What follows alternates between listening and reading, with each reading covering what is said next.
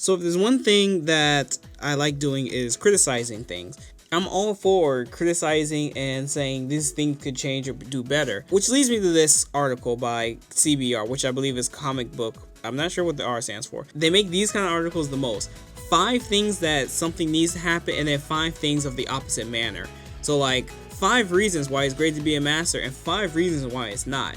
And these are very face value, low effort articles a lot of the times. But I read this one. I initially did a video already, but I wanted to redo it since I think I came off a little bit mean in it, which if people don't know, I'm not the nicest person. You know, I criticize things on a consistent basis and whatever. But you know, it's not out of a place of hate or anything like that. I just criticize things. There's always another side to see. I'm not a super optimistic person. Let's get into this.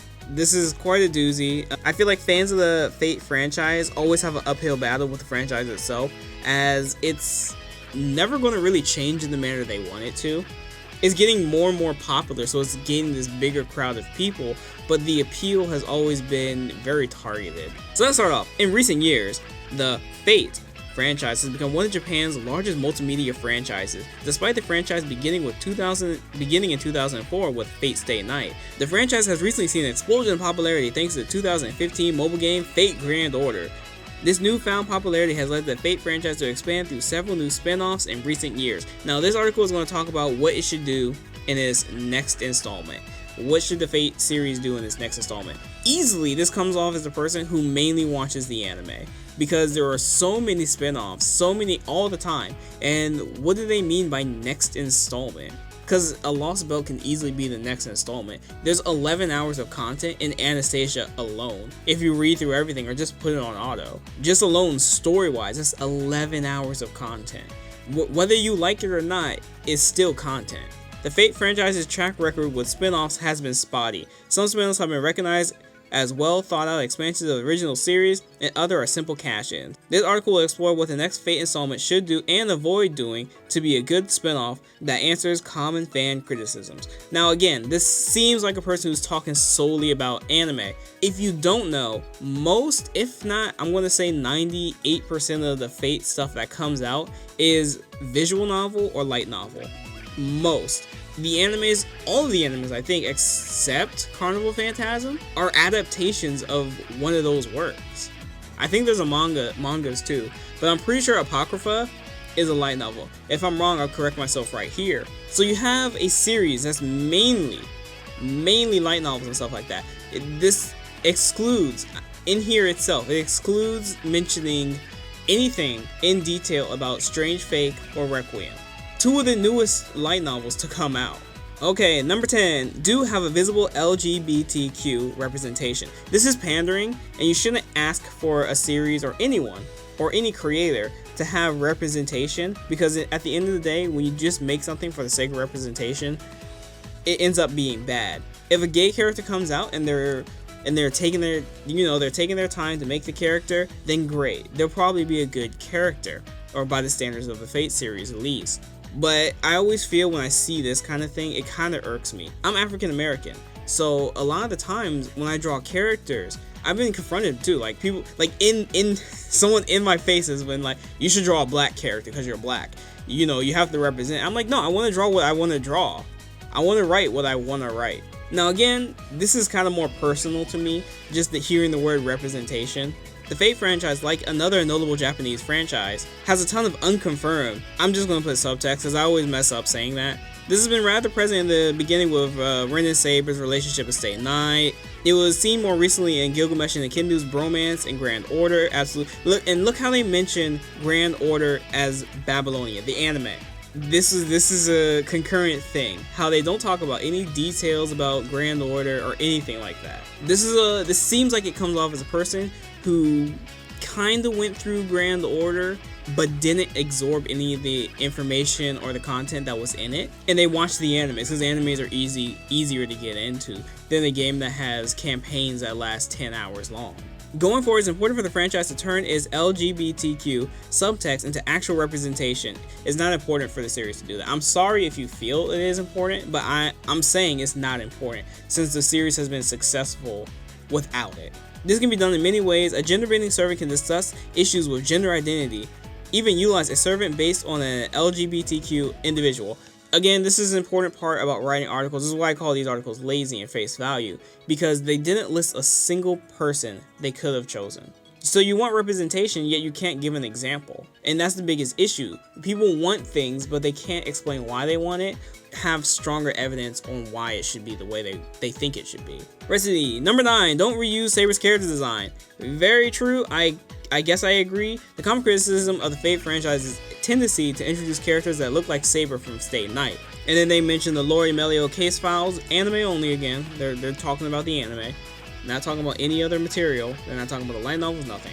Is immediate problem with reusing Sabre's design that makes it look like the franchise creators are lazy. Another problem is that it strains the viewer's suspension of disbelief, while the Roman Emperor looks more similar to Sabre than her actual clone. The next installment should avoid this to preserve fans' interest in the series. I agree people complain about this, but again, the vocal majority of people who complain about this are easily outnumbered by the vocal minority of people who buy into this. Sabre Face sells really well. And this is coming from a Nero fan. I'm a fan of Nero. I would be a bit of a hypocrite to say, oh, I'm just a fan of Nero and not Sabre, when her looks are indeed based off of regular Sabre. You know, people buy into it. And more people buy into it than the people who didn't buy into it. Let's look at every time Artoria has a rate up in FGO. People buy in. Yes, you're going to get people say, oh my god, another Sabre Face. Oh my god, another Artoria clone. But people buy in hardcore. While I don't disagree that they should stop reusing Sabre Face, we have to know why they keep using Sabre Face. And again, this is an issue not just with that is successful and popular. It's an issue with Takeuchi Takashi, where he is a fan of maids in the Sabre Face. He is a huge fan of the thing he created, so he tends to reuse it a lot more. And I believe he's creative director in FGO, so he has a lot of say. Even in Extra, he was a creative director. Wada Arco might have drawn the art, but he was there saying this should look like this should look like that. Number 8, do focus more on his humans characters. This is BS because this person obviously doesn't play FGO to a great extent, and they've only really looked like they've watched animes of the Fate franchise. Because to say to focus on more human characters, as if the servants themselves aren't humanized. Spoiler alert for Anastasia, but I'm pretty sure you kind of guessed this, but spoiler alert in 3, 2, 1, skip ahead like 20 seconds. In FGO, Anastasia, you defeat Ivan the Terrible. Ivan the Terrible himself is humanized. He has his own desires, his own wishes, everything like that. And just because he's not human doesn't make him less interesting, or it doesn't make the story less valid to follow. They say here, the problem with the franchise since Fate Grand Order is its tendency to focus on the heroic spirits than the ones who are human, which is BS again, when the whole story revolves, every single Fate story revolves around a human and a servant. If that human isn't there, the story doesn't start. This is especially noticeable in Apocrypha, with it wasting potentially an interesting Holy Grail War based plotline for a more generic servant focused storyline. Again, servants are the selling point of the Fate franchise. You most likely, if you got into Fate Stay Night, or back then when people were getting into it, they didn't get into it because Shiro Emiya was the main character. They got into it because they heard Hercules was in it, Gilgamesh was in it, King Arthur was in it. That's the reason people got into these series, and that's the reason people continue to get into series. It's the reason Fate Grand Order is still successful, is because people want to see legends, heroes, and myth, things they know about, continue on in this story. And then they talk about the case files again, the anime. Even though Stay Night, you spend a majority of your time, a lot of your time, with Ren and Shiro and Sakura. Humans! Human characters! A lot of the time is spent with them. And then again, what is more interesting about a human character than a servant character, when they both essentially can do the same things? They both can have doubts, they both can have fears, they both can have strengths, they both can have weaknesses. All of it is the same, except servants are more battle oriented. Some of them, not all of them. There of course are outliers, because human characters aren't going to make the story any better. Having more human drama than there already is in a Fate story won't change it. Alright, what kind of human characters could have saved the Apocrypha storyline? Like really, when everyone around them were crazy characters. Like the servants were crazy. I'm sorry I'm griping on this one a lot, but it just kind of seems annoying. Like the person never paid attention to the series at all. Because if we get a bunch of human characters, they're most likely going to be mages, right? Mages, again, don't think like human beings, like regular ones at least, because a lot of them are driven by this ambition to seek more. And they have beliefs that don't generally end up being very human. So you'll have characters that are called human, but end up being unrelatable. When you have characters like Archer, for example, Emiya, who people can see and at least understand his plight. Moving on, 7, don't have bland protagonists. And this is exactly the next part. If you have a bunch of human characters, things are probably going to get a bit bland because Fate is a shonen series. As much as it has mumbo jumbo talk and jargon and science talk and magic talk, its essential parts are shonen aspects. Never giving up. I believe in my friends. I'll keep on fighting. Last minute saves. There are so many shonen elements in the Fate series itself. Just because it throws stuff over your head sometimes doesn't make it any less of a shonen.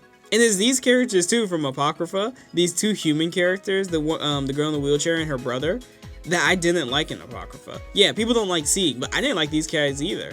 I understood their plight, I understood everything about them, I just didn't like them. But that's a personal thing. The Fate franchise has some of the most interesting and complex main characters like Shiro Emiya, Waver Velvet. Some of the spin-offs, however, focus on more boring characters like Sieg from Apocrypha. You can't name any other character.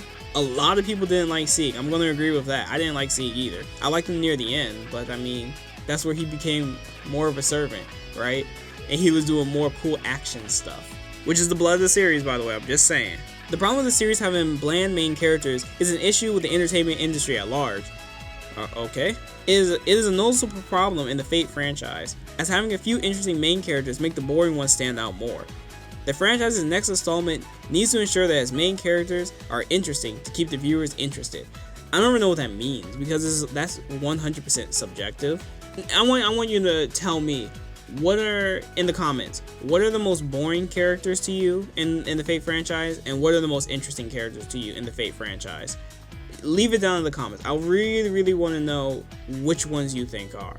If I remember, I'll even put mine down too. And I'm saying of the whole Fate franchise, any character, the most minor of character, the minor spin-off character, whatever you got, give it to me. 6, do release in the West. So they're right here listing Strange Fake, which is a bunch of light novels, I believe. Which this is a bit of an issue for me because, like I said, they don't mention anything else. They're just kind of mentioning anime. They've yet to mention visual novels or Grand Order by any deeper extent than just saying the name of it. The Fate franchise has been good at exporting its anime series toward a Western audience. The franchise has also been bad about exporting key parts of the franchise that are either video games or print materials. Not exporting the next installment in the Fate franchise will create a major problem for the franchise going forward. Fate Grand Order features many characters and plots from spin-offs. This has already created a problem that in Grand Order is hard to follow for Western fans due to the previous spin-offs being unavailable in the West. I'm not sure what servants in FGO right now are from a material that is not available. Yes, I agree. Strange Fate should come out here in the West sooner or later. They don't have to do a printed version, they can do an ebook version. That's easily the best way to do this. I want to read Strange Fate.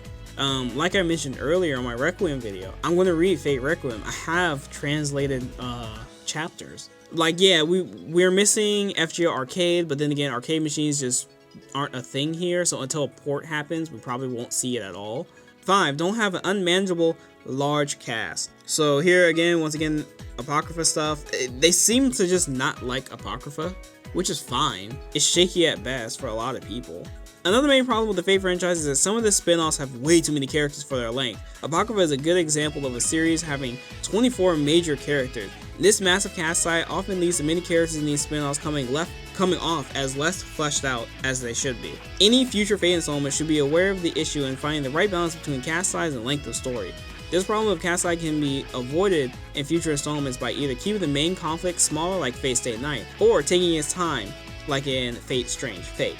I mean, yeah, I guess I agree. Again, they don't mention anything about Grand Order. Anastasia has how many like really strong supporting characters? If I exclude people in the Shadow Border, who are always going to be around in the story anyway, there's maybe 12 characters in Anastasia in general over an 11-hour campaign. So I think they get enough fleshing out. It's like, I think this is the biggest issue, is that this person is really only talking about the animes.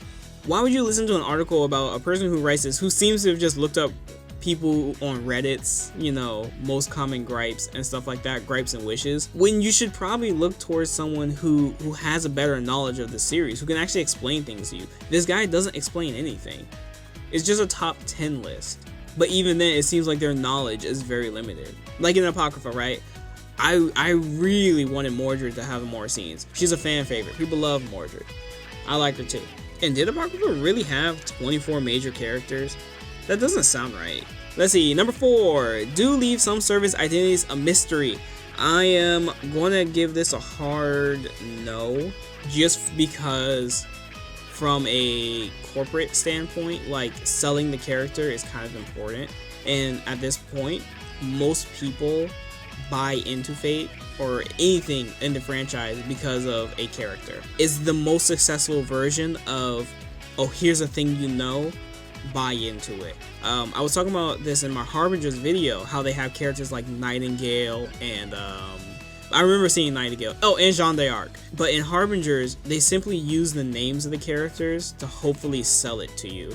And Fate is the best example of it being very successful. A lot of games do this. A lot of games, anime, TV, movies, they use a famous name of a mythological figure or a famous person from the past, and they use it for other people, get a correlation. Oh, I know about that thing, so let me look into it. Let me see more about it.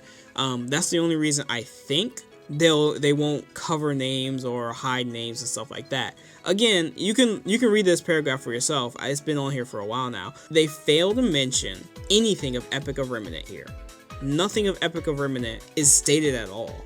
How the names are omitted, yes, I agree. The moment where you figure out who Emiya is, some people saw it a mile away, is a great one. It's like, oh, that's who it is. And even so, when trailers for Fate Grand Order show up, look in the comments and look how many people are like, oh, who is that? Who is this? Who is that? Who is this?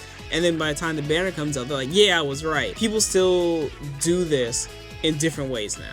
And even then, the light novels still have this advantage. Or any of the newer spin-offs, Strange, Fake, and Requiem, they have this advantage still of the mystery. Who is the Voyager? We don't know yet, and you can start thinking about it. Number 3, don't make a servant's personality less interesting than their source material. I agree, I guess. To a certain extent, I agree. The reason why I like Fate's servants is because sometimes they aren't exactly like the thing that you hear, which is good because at least the franchise wants to take its own original spin on things. Some characters aren't one-to-one at all, which is fine. I think it's totally fine. You have to leave me your thoughts here. I'm kind of in the middle about this. I'm not really a worldly person, so I don't really know too much, to be honest, about history and stuff like that. Number 2, do depict a proper Holy Grail war. I'll just make this like too long to read. They're saying that most of the stories have been Holy Grail war at the start, and then they end up being a save the world plot. Yeah, I get it. It can get repetitive. The main reason for his inclusion of a Holy Grail war concept is that it is both captivating to watch and easy to explain for viewers unfamiliar with the franchise. This is something I feel like is done a lot by especially fans of the series. They make it seem like the Fate franchise is super confusing to get into, and that like Fate Zero, because it had a 40-minute long episode of exposition and world building and rule setting up, that it's impossible to get into it because there's so much information going on all around the place. When in reality, the story paces are very simple, and yeah, it has jargon and mumbo jumbo in it, but that stuff isn't as important as the characters and the basic outline of the story. I think if anything, that's one of Fate's weaknesses, is that it kind of likes to jerk itself off by saying all these things that it thinks is very smart, and then in reality it ends up breaking its own rules, or the rules never mattered, or a character does something that's unexplained, or MacGuffins happen, all types of stuff. When just like last chapter or whatever, it ends up talking to you all smart. In this chapter, you're like, well, that was stupid. It does a lot. But trust me, it's not hard to get into it, or else it wouldn't have been so popular and successful. More complex stories don't get successful like this. And then number 1, don't introduce a gender-bent servant without a proper explanation. In this one, they only mention Ushiwaka, and then they mention it from Babylonia again. No mention of any other characters, but they're saying don't do it without a reason. You know, Altoria is given the reason. I'm not sure how many others are, and maybe they'll be explained later on. Who knows? I think, if anything, this point is just an uphill battle. You're never going to actually get your way with this point. I don't disagree with it. It's just that it's what sells, and it sells hardcore. I'll say again, the vocal majority who don't like it are outshined by the massive silent majority who buy into it. And that's it for this article. I utterly hated it. CBR.com, they consistently make these terrible articles of 5 do's and 5 don'ts. And they're continually lazy articles. This one just caught my eye for some weird reason. But they're continually lazy articles that I feel like no one gains anything from. Because if you're now unaware of the Fate franchise, you're going to take this information maybe to heart. And don't get me wrong, you can complain about the series. I complain too. But yeah, what did you guys think? Did you agree with any of them? Tell me what you thought. I really would love to hear some opinions. I'm not sure what I'm going to title this video. Yeah, be sure to subscribe. FGO Anastasia will come out maybe at the end of the month or something like that. I have other stuff to do. But I really wanted to uptake it as a very big project. It's going to be 4 most likely feature-length videos. So I can't wait to put those out and actually get done with them. So in the meantime, we're going to have more discussion videos. Maybe we'll find some more articles I can maybe hate or love. I can find an article that I love. Maybe. I'm a bit pessimistic about it, but maybe that can happen. Other than that, I'll see you guys next time. Like, dislike the video. Either one helps me out. Of course, don't forget to comment. See you guys next time. Peace out.